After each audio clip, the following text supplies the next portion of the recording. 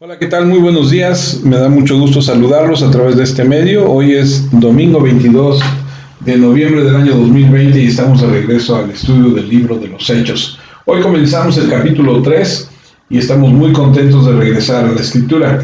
Usted, si ha estado siguiéndonos a través de las diferentes semanas, ha estado con nosotros, sabrá que hemos estado hablando del nacimiento de la iglesia, del Pentecostés, de predicar a Cristo, de la iglesia ordinaria. Y bueno, hoy entramos a un tema nuevo en el capítulo 3. Seguimos con la historia de la iglesia, que es realmente el libro de los Hechos, que hicieron los primeros hermanos que se juntaron ahí en el aposento alto con estos 120 que estaban ya esperando la promesa de Jesús.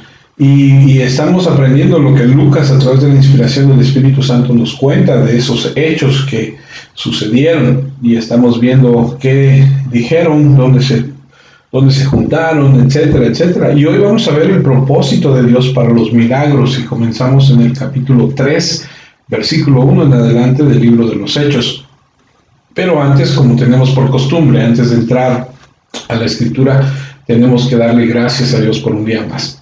Así que acompáñenme, incline su rostro y juntos vamos a orar para que podamos agradecer a Dios por esto que nos permite el día de hoy. Señor, te damos muchas gracias por la bendición que es estar juntos en familia, por escuchar tu palabra a través de estos medios. Oramos porque nos pueda, Señor, el día de hoy enseñar a través de tu palabra, redarguir, mostrar, nos pueda, Señor, fortalecernos.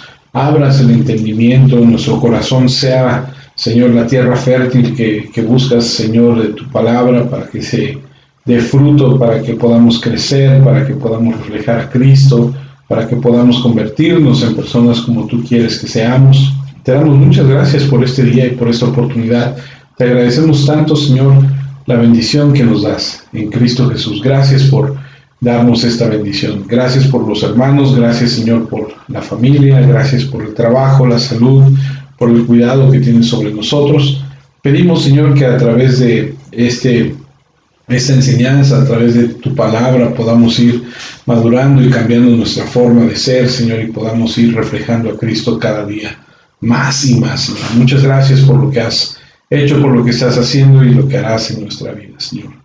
En el nombre de Jesús. Pedimos, Padre, también por los hermanos de otras iglesias, que los bendigas, que los cuides, que los guardes, que les enseñes, por los pastores, para que prediquen tu palabra con autoridad, con denuedo, para que nos apeguemos a lo que dices tú en tu palabra, Señor, y no prediquemos al hombre, sino a ti, a través de ella, Señor. Gracias por lo que estás haciendo en las iglesias, gracias por lo que estás haciendo en medio de tu pueblo, gracias, Señor, por lo que nos has dado en este tiempo, a pesar de la situación y circunstancias que rodean, Señor, todo lo que vivimos el día a día, tú has sido fiel y has sido muy bueno con nosotros. Señor, queremos agradecerte, Padre, por todo ello. Y oramos por nuestras autoridades, Señor, oramos como tú nos mandas, Señor, pedimos por ellos para que podamos vivir en paz, para que podamos vivir, Señor, como tú quieres que vivamos. Te pedimos por las autoridades para que sus corazones sean, Señor,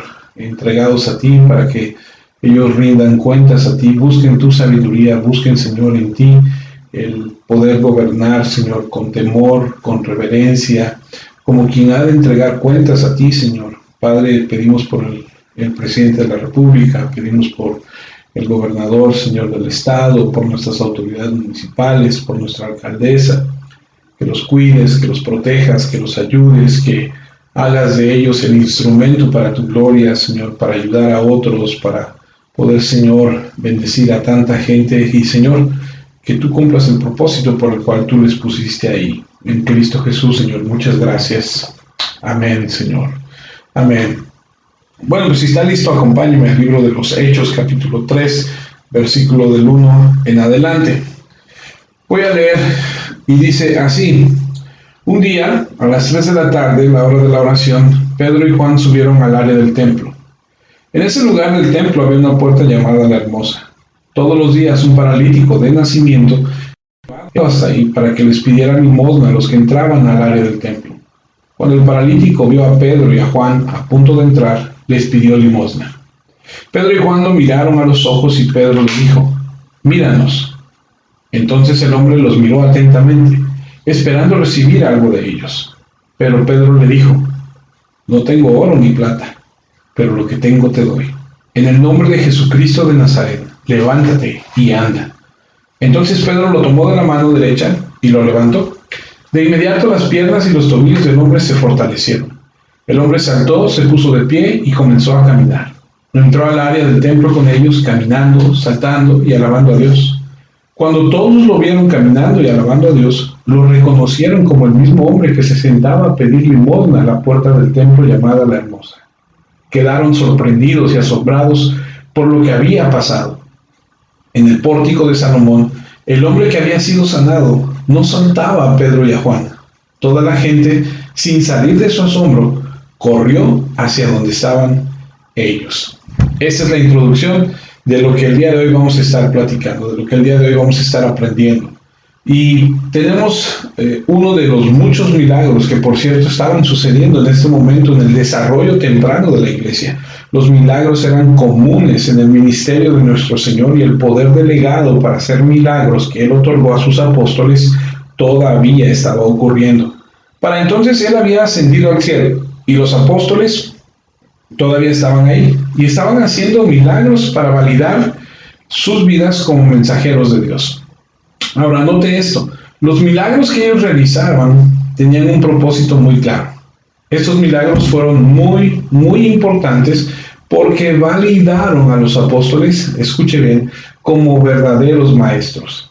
En el mundo antiguo y en el mundo del judaísmo había muchísimos maestros. Estaban por todos lados. Había rabinos, escribas, fariseos y muchos otros que fueron o se decían maestros. Pero ¿cómo puedes tú reconocer a un verdadero maestro? ¿Cómo sabes quién habla por Dios? Bueno, el verdadero maestro se manifiesta mediante el poder milagroso. Recordemos las palabras de Nicodemo a nuestro Señor Jesucristo, allá en Juan 3:2. Acompáñame. Está hablando de Nicodemo. Fue de noche a donde estaba Jesús y le dijo: Maestro, nosotros sabemos que Dios te envió a enseñarnos. Ahora, escucha, Nicodemo es una persona importante dentro de lo que es el judaísmo y es una persona que los demás lo admiran y es un conocedor de la Escritura. Y este hombre le está diciendo: Maestro, nosotros sabemos que Dios te envió a enseñarnos, porque nadie sin la ayuda de Dios puede hacer las señales milagrosas que tú haces. ¿Cómo lo sabían? Porque nadie podía hacer las cosas a menos que Dios estuviera con él. Y si Dios está contigo, entonces podemos confiar en lo que dices. Ese simple reconocimiento, esa conclusión razonable que hizo Nicodemo, se erige como una defensa de la legitimidad de los apóstoles. Permíteme leerte Hechos 4. Hechos 4, versículo 29. Están hablando los apóstoles y están haciendo una oración y dicen: Ahora, Señor, escucha sus amenazas y ayúdanos a nosotros, que somos tus siervos, a anunciar tu mensaje con valentía. Al mismo tiempo, extiende tu mano para sanar a los enfermos y realizar, escucha, señales milagrosas por el poder de tu santo siervo Jesús. Estos son los apóstoles que oran con valentía, pidiendo valentía. Y en otras palabras, los apóstoles sabían que su trabajo era predicar la palabra, proclamar la palabra de Dios. Pero sabían que para poder validar eso, tenía que haber alguna señal divina, señales maravillosas que vendrían a ser su validación. Otra escritura, Hechos 5:12. El poder de Dios se manifestó entre la gente por medio de muchas señales milagrosas y maravillas. Y subraya lo que sigue: hechas por los apóstoles. Todos ellos se reunían en el pórtico de Salomón. El mismo lugar donde ocurrió el milagro en el capítulo 3 que acabamos de leer, ese era un lugar muy popular, hasta tal punto que incluso sacaron a los enfermos a la calle y los colocaron en catres o camillas para que cuando Pedro pasara, al menos su sombra cayera sobre cualquiera de ellos. Y toda la gente de las ciudades vecinas a Jerusalén se estaban reuniendo y traían a sus enfermos o afligidos por espíritus inmundos, y todos estaban siendo sanados. ¡Qué asombrosa validación de los verdaderos maestros enviados por Dios. En Hechos, capítulo 8, versículo 14, dice lo siguiente: Cuando los apóstoles supieron en Jerusalén que los de Samaria habían aceptado la palabra de Dios, les enviaron a Pedro y a Juan. Cuando llegaron a Samaria, después de bajar de Jerusalén, Pedro y Juan oraron para que los creyentes de Samaria recibieran el Espíritu Santo, porque el Espíritu no había venido sobre ninguno de ellos, solamente se habían bautizado en el nombre del Señor Jesús. Después de orar, Pedro y Juan les impusieron las manos y recibieron el Espíritu Santo.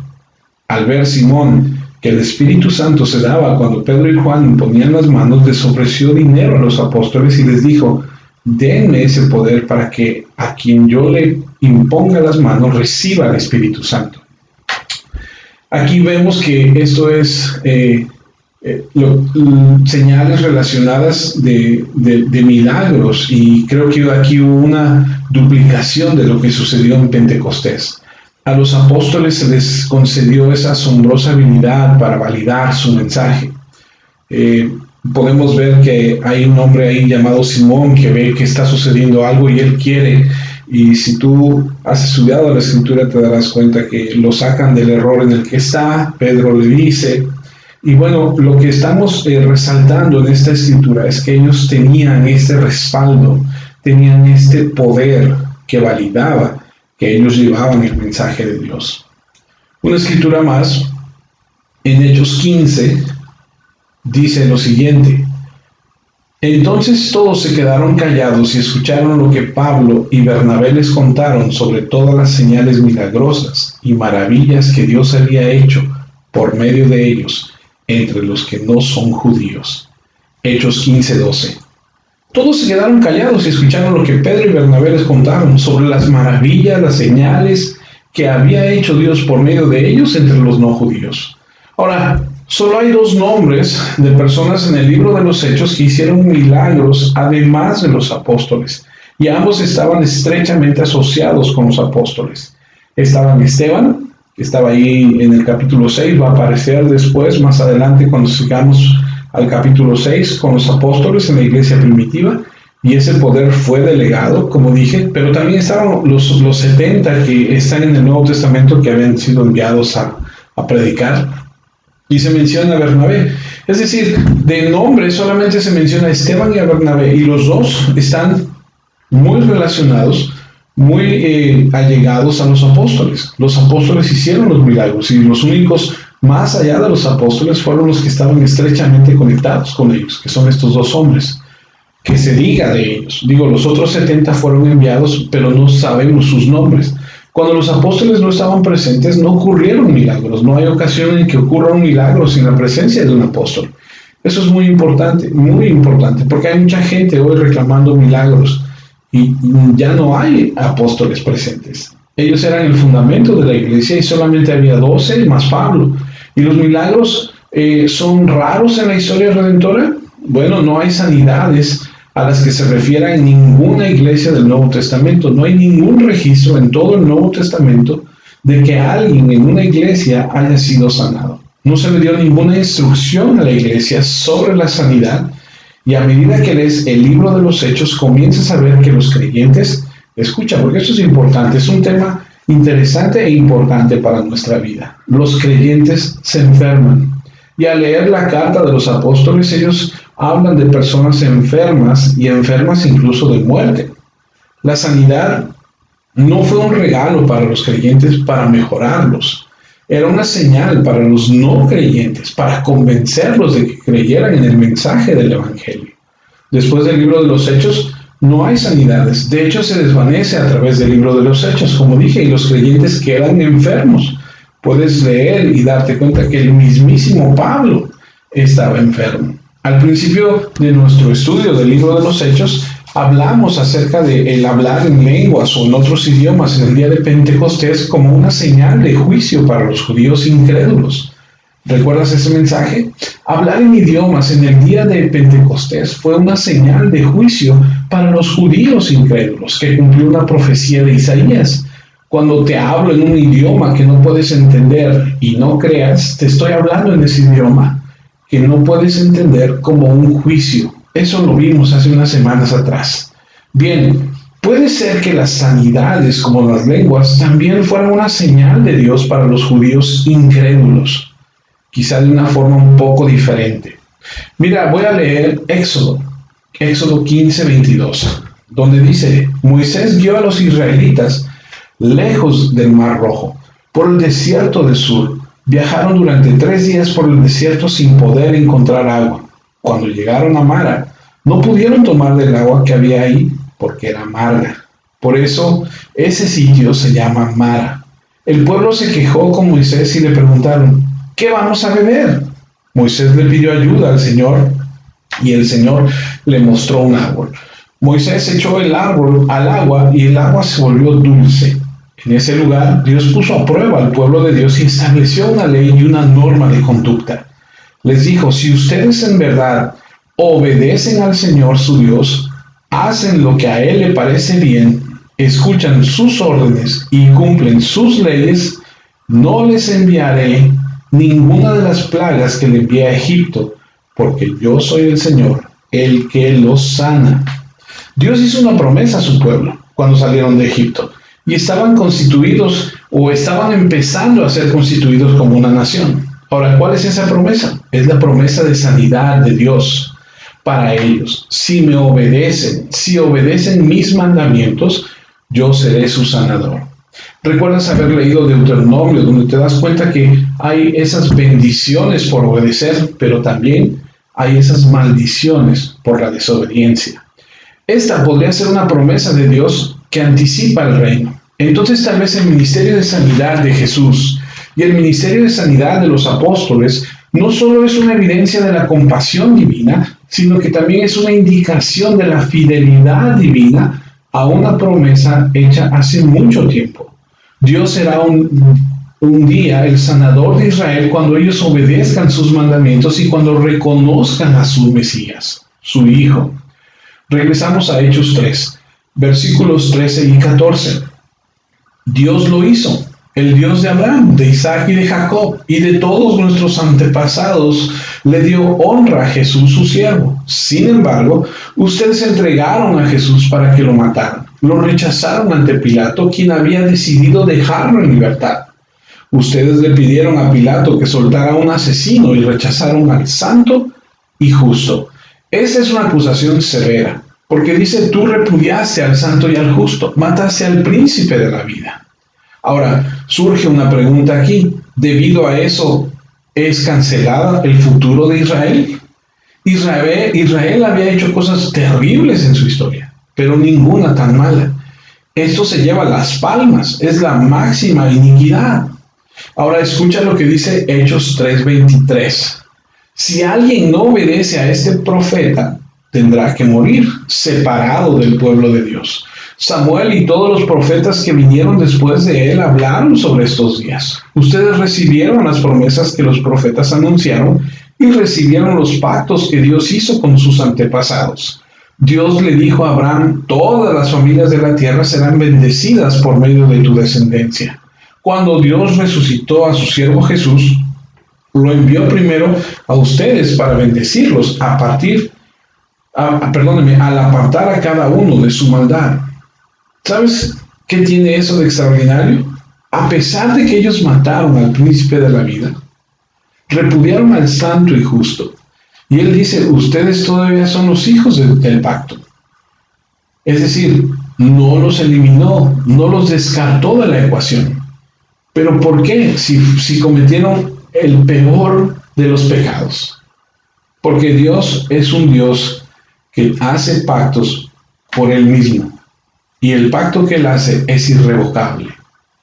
Podría ser que en el ministerio de sanidad de Jesús, incluso después del ministerio de sanidad de los apóstoles, Dios está diciendo a los judíos: aunque mataste al príncipe de la vida, aunque repudiaste al santo y al justo, la promesa de Dios sigue siendo válida. Y aquí hay avances de lo que Dios hará por ustedes si se vuelven a Él.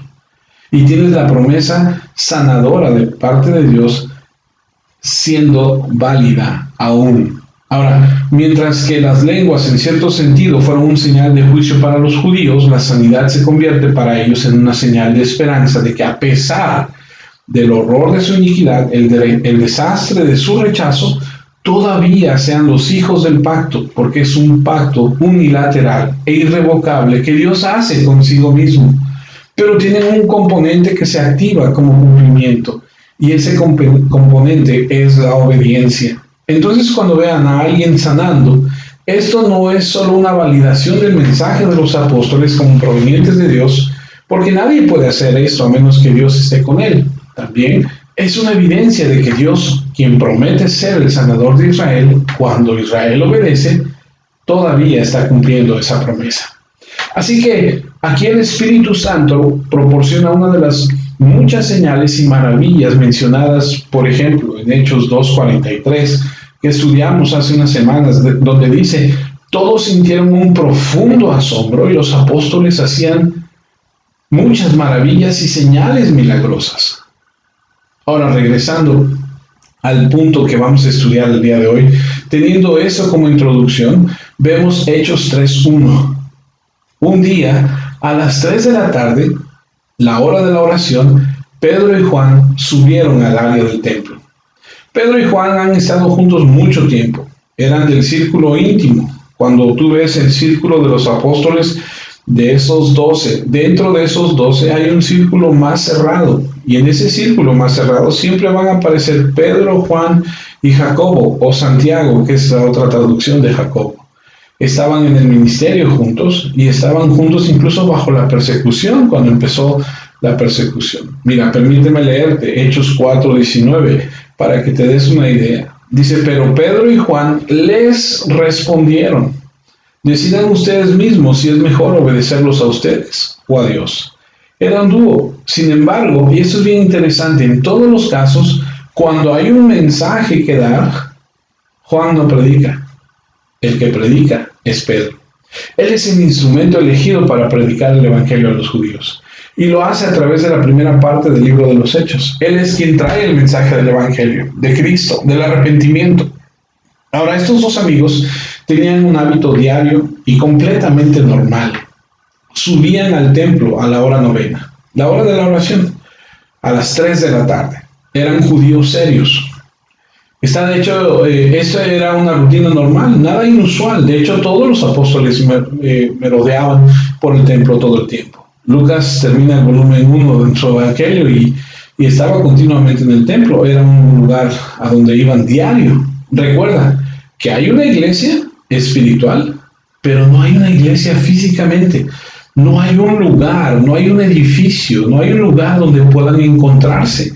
Así que visitan el templo.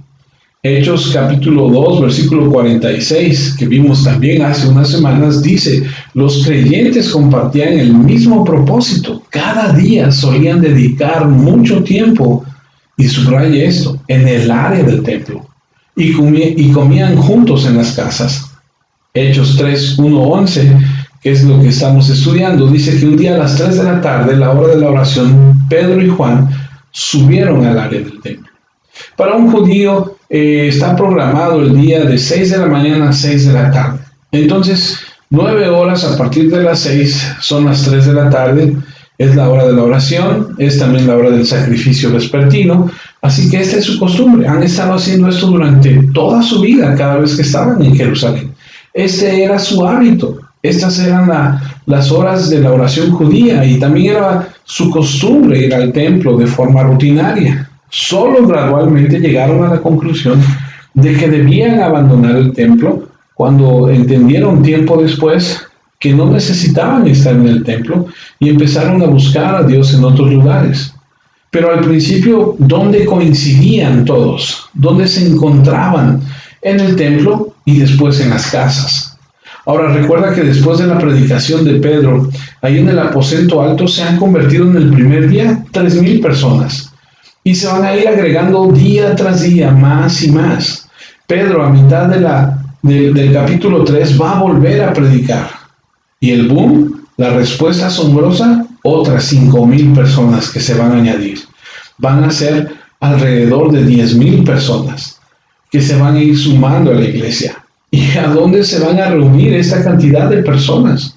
Bueno, solo hay un lugar a donde te puedas reunir, en el templo, en el patio más grande. Así que vienen en el momento del sacrificio vespertino, probablemente también haya otros creyentes ahí, en el patio de las mujeres sería el lugar, pasan por la puerta llamada la Hermosa, y cuando entran por este lado a través de la puerta hermosa, se encuentran con una procesión conocida, muchísima gente entrando para el sacrificio vespertino. Ahora, quiero que pongas esto como el escenario ahí en tu mente. Vamos al templo a la hora de la oración de la tarde, estamos en un momento, en un fervor, a donde hay mucha gente que se está congregando ahí. Este sería el lugar perfecto si eres un mendigo para pedir limosna. Es donde está la multitud. Lucas 16 nos da la imagen de otro mendigo llamado Lázaro, porque estas personas, los mendigos, se juntaban a las puertas y había en las puertas o a donde transitara mucha gente. Por ejemplo, Bartimeo, el ciego, allá en Marcos 10, dice que pasaba el rato en la carretera a Jerusalén, porque los mendigos necesitaban estar donde había flujo de personas.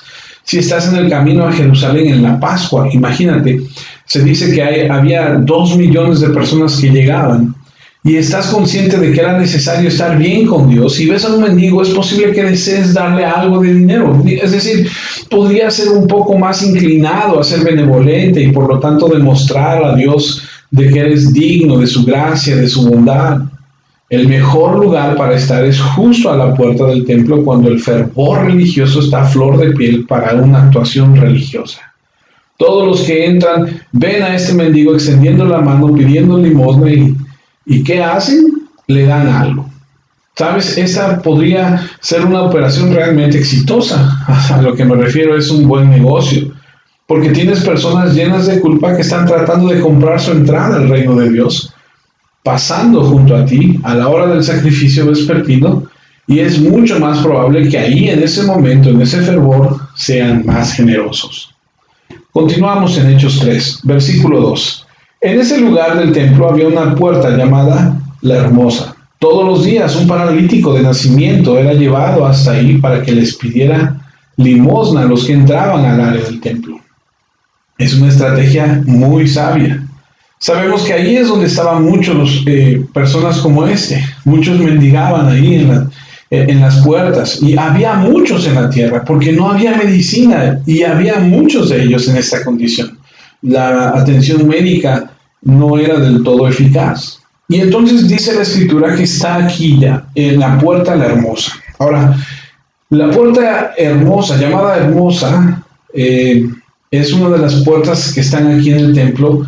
Eran magníficas, a un grado que el historiador judío Josefo escribe y dice que era más grande que el resto. Imagínate, dice que tenía más o menos 22 metros de alto y 18 de ancho.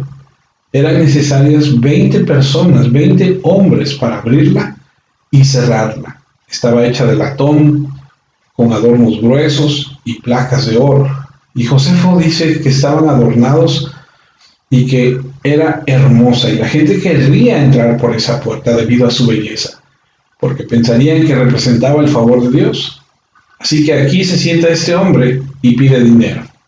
Cuando ve a Pedro y a Juan a punto de entrar en el templo, hizo lo que hizo con todos.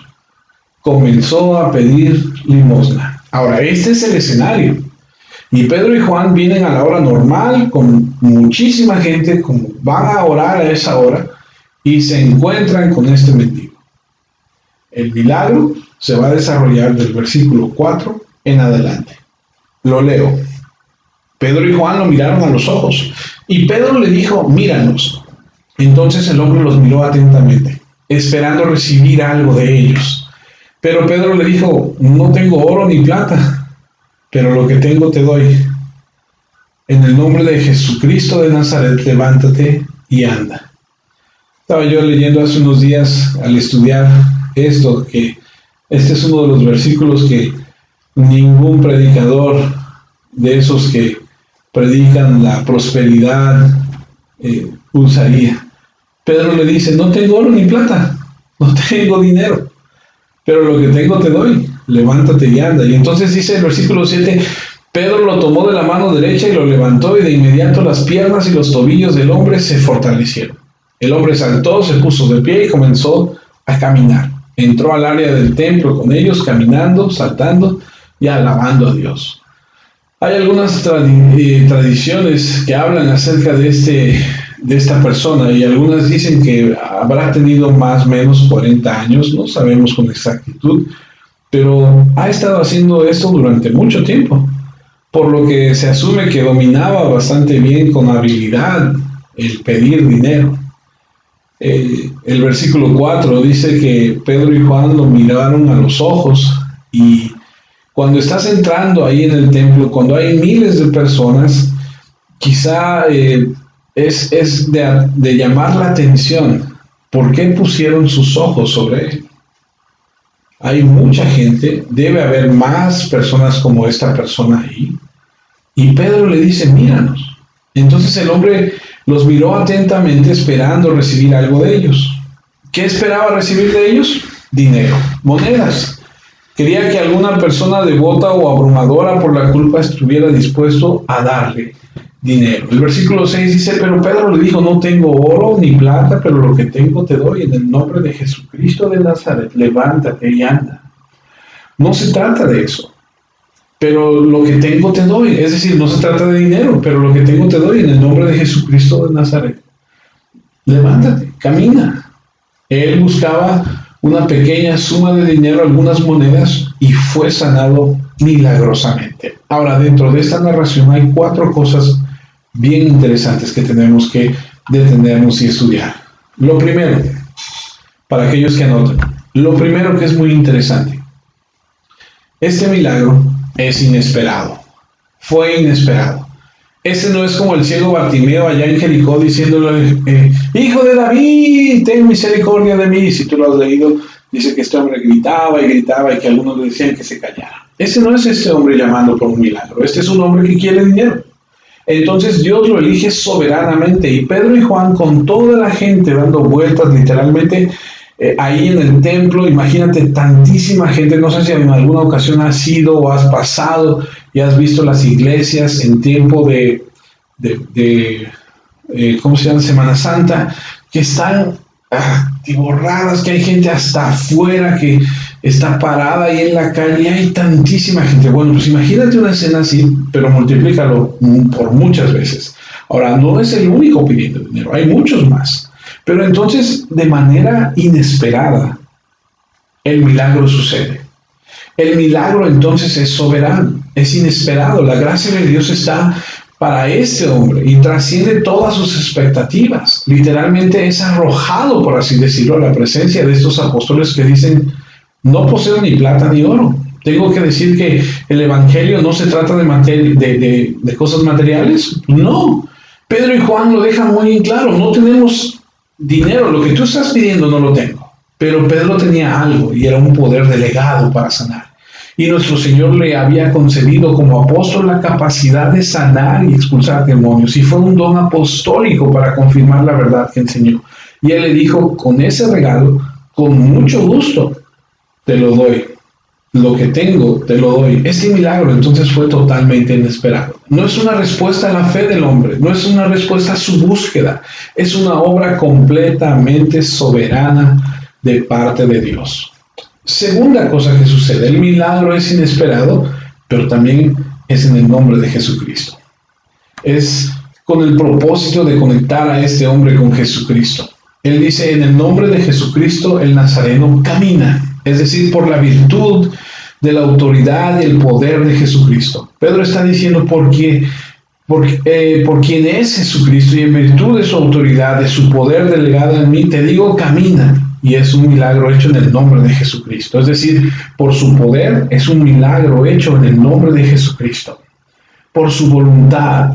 ¿Recuerdas que Jesús le diría a sus discípulos en el aposento alto, todo lo que pidáis en mi nombre lo haré, para que el Padre sea glorificado? En mi nombre significa por el poder y por la voluntad de. Así que Pedro y Juan están diciendo, si Jesús estuviera aquí, eso es lo que haría. Y estamos aquí delegados por él y concedidos de su poder, y por su voluntad hacemos esto para ti, porque Él lo haría. Entonces están llamando la atención de este hombre hacia Jesucristo. No se trataba de dinero, de oro o de plata, nada temporal. Se hicieron milagros para señalar a las personas a Jesucristo, para presentar a Jesucristo, a quien predicaban y representaban.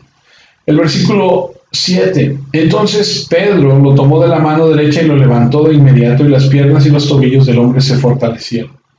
Si seguimos la tradición de este hombre, o lo que se sabe, o lo que se intuye de este hombre, si tú recuerdas, leímos que dice que era paralítico de nacimiento. Eso quiere decir que nunca había caminado. Y aquí leemos que en un instante sus pies y tobillos cobraron fuerza. Ese es un milagro creativo. No hay rehabilitación aquí. Todos los milagros de Jesús son así. Actos instantáneos de curación, tejido nuevo, fibra nueva, cartílago nuevo, huesos nuevos, músculos nuevos datos para el cerebro para que sepa caminar. Es impresionante. En tercer lugar, es instantáneo. Instantáneo porque es una creación. Déjame ponerte un ejemplo. ¿Alguna vez te has puesto a pensar qué edad tenía Adán cuando fue creado? Adán habrá sido creado como de, ¿qué te imaginas? Unos 22, 25 años, 20 años, 18 años, o de 35, no sé cómo tú en tu mente puedes pensar en ese Adán que fue creado. Definitivamente no fue creado como un adolescente o un niño, en el sentido de que Adán ya era de edad reproductiva. Ahora, teniendo eso en mente, piensa por un momento en Adán. ¿Tardó en aprender a caminar como un bebé? No. Adán fue creado en una fracción de segundo y caminó. Este hombre fue sanado en una fracción de segundo y en un segundo está en su pleno funcionamiento. Inesperado, instantáneo, en el nombre de Jesucristo. Lo podríamos agregar completo. Ahora, ¿cómo sabemos que estaba completo? Bueno, el versículo 8 dice que el hombre saltó, se puso de pie y comenzó a caminar. Entró al área del templo con ellos caminando y saltando. Dice saltando y alabando a Dios. ¿Por qué saltó? Bueno, significa que todos sus músculos estaban fuertes, tensos. Saltaba, se puso de pie, literalmente se levantó de su posición sentada o acostada como hubiera estado y comenzó a caminar. Entró al templo con ellos caminando y saltando.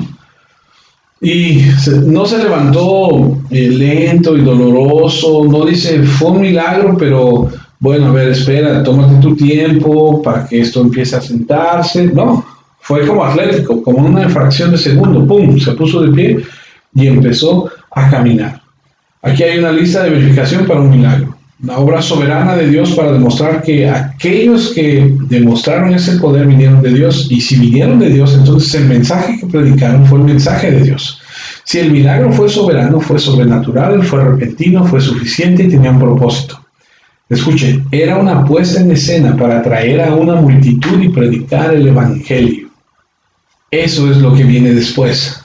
Esto es bien interesante. Esta es otra introducción.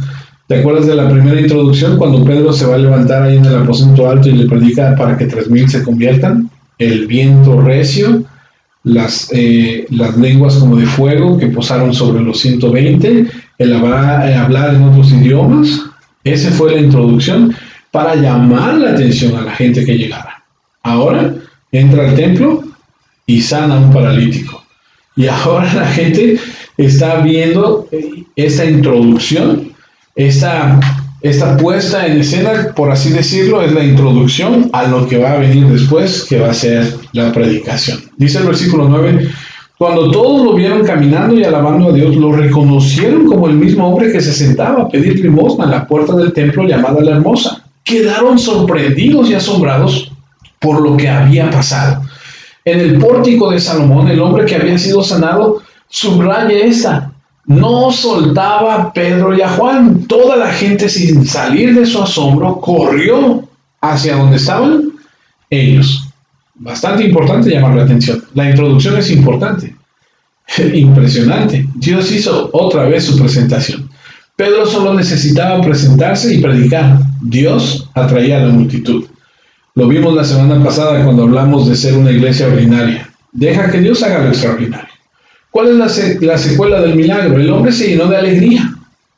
Ese podría ser el cuarto punto. Lo siguió al templo y todos lo ven caminando y alabando a Dios. Todos saben quién es. Es el hombre que estaba sentado ahí durante mucho tiempo en la puerta de la hermosa del templo pidiendo limosna. Y estaban absolutamente estupefactos por lo que había sucedido. Entonces lo primero es su alegría. El hombre está lleno de alegría y esto debe haber sido una especie de indicador para los judíos, ya que Isaías 35:5 dice: entonces los ciegos verán y los sordos oirán, los cojos saltarán como venados y los mudos cantarán de alegría, porque brotará agua en la tierra seca y manantiales en el desierto. Ahí está esa promesa del reino nuevo. Esa es una vista previa del reino. Todavía son el pueblo de Dios. Dios aún no ha terminado con Israel. Sigue siendo la gente de la promesa. Entonces vemos aquí que este hombre es sanado y está lleno de gozo. ¿Quién no? Digo, si has estado postrado durante toda tu vida y de repente viene alguien y te levanta y te da todo esto, ¿quién no estaría gozoso? El hombre está lleno de alegría, sanado, y debería haberles recordado la promesa de Dios de que si se volvían a Él, esto es lo que va a suceder. Entonces este hombre alaba a Dios, está lleno de gozo. Y al final del versículo 8 leemos que dice que está alabando a Dios. Todo el pueblo lo vio caminar y alabar a Dios. Un agradecimiento instantáneo a Dios. Él sabe de dónde viene su sanidad. Él conoce la fuente del poder. Puedes imaginarte, como te dije, si estuvieras ahí no sé cuántos años, 40, 30, no sé cuántos años estuvo ahí en esa condición. Imagínate, tal vez había probado todas las sugerencias de que la gente con mucho entusiasmo ofrece. No deberías hacer esto, deberías ir a buscar a fulano. Yo he escuchado que tal persona, o tómate esta medicina. Él sabía que se trataba de un milagro creativo y nadie más lo podía discutir. Y él está en esta verdadera adoración.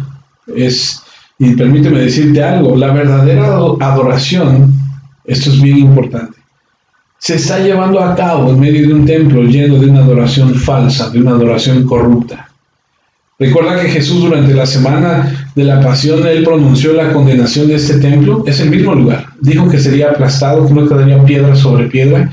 Incluso la presencia de los creyentes reunidos ahí todos los días no podía santificar este sistema. Entonces, en medio de esa adoración corrupta, hay alguien con una adoración verdadera, alabando a ese Dios verdadero que lo ha tocado. Esa es la verdadera adoración. Una adoración no es seguir la liturgia, incluso aquí la adoración real no sigue la rutina, es una adoración, alabanza, gozo, gratitud espontáneo. Y vemos aquí la gente asombrada, porque lo ven caminar y alabar a Dios. Saben que es Él, que solía sentarse ahí a la puerta, en la entrada de la puerta hermosa en el templo a pedir limosna, y están llenos de alegría, están asombrados. No están llenos de escepticismo, están diciendo, ¿será? ¿No será? No están diciendo, ¿nos habrá engañado todos estos años? Yo le acabo de dar una moneda, yo pensé que estaba enfermo. No, están llenos, están asombrados por lo que está sucediendo. Conocían la legitimidad de su enfermedad. Podría haber sido una enfermedad incluso visible. No sé si tenía sus piernas chuecas o una más larga que otra. No sé, no sabemos, pero están en conmoción total por lo que han visto. Permíteme leerte lo que dice Hechos 4:16 en referencia a que no se podía negar lo que estaban viendo. Este es otro suceso, pero dice Hechos 4:16, dijeron, ¿qué hacemos con estos hombres? Refiriéndose a los apóstoles. Todos en Jerusalén saben que hicieron un gran milagro, no podemos decir nada en su contra. Todos sabían lo que había sucedido. Entonces, ¿para qué servían los milagros? Debían demostrar que Dios estaba obrando a través de los apóstoles. Eran innegables. Incluso los líderes que hubieran querido negarlo no podían negarlo más de lo que podían negar cualquiera de los milagros que hizo Jesús. Era innegable. Y si el poder de Dios venía a través de ellos, entonces la palabra de Dios venía a través de ellos. Se van a convertir de esto 5,000 personas cuando Pedro predique. Eso será, si Dios permite, la próxima semana.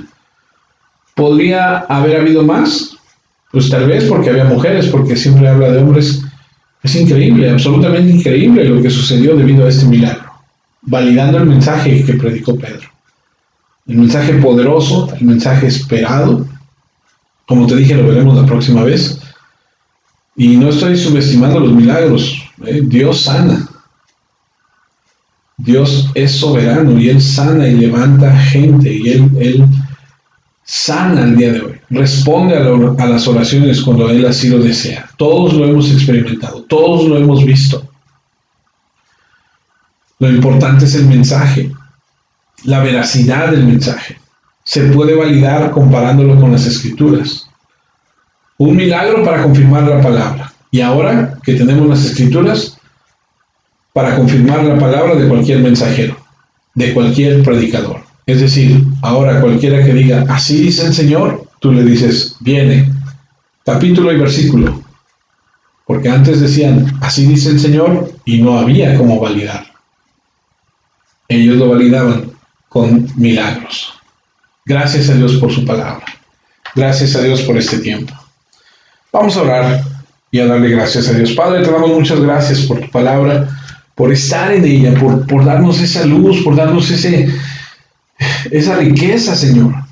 Esa claridad, eso. Ahora vemos las cosas de manera diferente. Ahora entendemos, Señor, tantas cosas que tú estás haciendo a través de tu palabra en nuestras vidas. Gracias por enseñarnos, gracias por llevarnos a un conocimiento distinto, diferente, nuevo, que nos obliga, Señor, a seguir adelante, a aprender más y más de ti. Gracias, Señor, por enseñarnos, Señor, tu verdad. Te pedimos, Padre, que tu palabra quede atesorada en nuestro corazón y podamos crecer y madurar y predicar a tu Hijo Jesucristo. En Cristo Jesús te damos muchas gracias y te pedimos por nuestra iglesia y por la fortaleza espiritual y emocional de cada uno de nosotros. Muchas gracias por darnos tu bendición, que es tu palabra, Señor. En Cristo Jesús. Amén, Señor. Amén. Amados hermanos, les animo a que sigamos adelante. Me da mucho gusto saludarles. Si Dios permite, la próxima semana veremos, siempre digo veremos, pero a lo que me refiero es, escucharemos o estaremos en lo que sigue después de esto, porque es bien interesante. Pedro se va a parar, ahí va a aprovechar que hay toda esta gente y les va a presentar a Jesucristo. 5,000 se van a convertir. Y luego en el capítulo 4 la gente no lo puede negar, lo que acabamos de leer hace un momento. No se puede. Como no podemos negar lo que Dios ha hecho en nuestra vida. La gloria sea a Él. Si Dios permite, nos escuchamos la próxima vez. Reciba un saludo cordial y amoroso de